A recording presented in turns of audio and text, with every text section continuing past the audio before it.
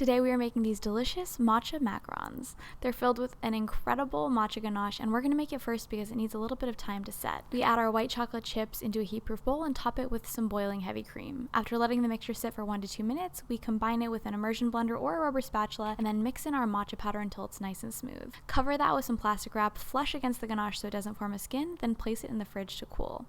Next, we work on our French meringue. We mix our aged egg whites on a medium speed until they reach the soft peak phase, and then we gradually add in our granulated sugar. Once all of our sugar is added in, we're going to increase the speed of our mixer to a medium-high speed and let it mix until we reach the stiff peak stage. I usually start on a speed of 6 and then increase to a speed of 8 until my peaks look something like this, where they're sticking straight up and they are defying gravity. Next, we sift in our dry ingredients, which includes our superfine almond meal, our powdered sugar, and of course some of our matcha powder. If you notice any stubborn bits of almond meal once you get to the bottom of your sifting, you can always use a rubber spatula just to gently push them through. Next, we fold our ingredients together by swiping around the sides of the bowl and pulling through the bottom.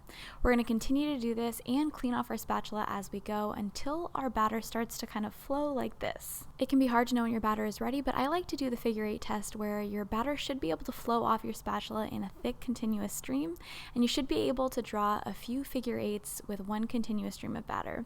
Once you reach this stage, your batter is ready to be piped. We place it in a large piping bag with a round tip, and then we're piping our macarons onto some silpat mats. You can also use parchment paper, but I find that my macarons spread less and keep their shape a lot better on silpat mats.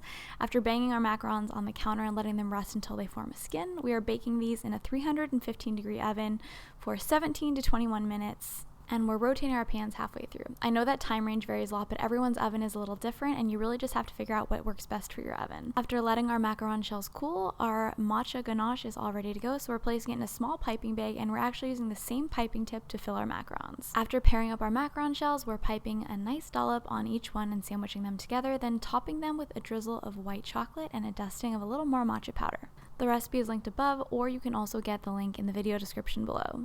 Thank you so much for watching. I hope you enjoyed this video, and until next time, happy baking!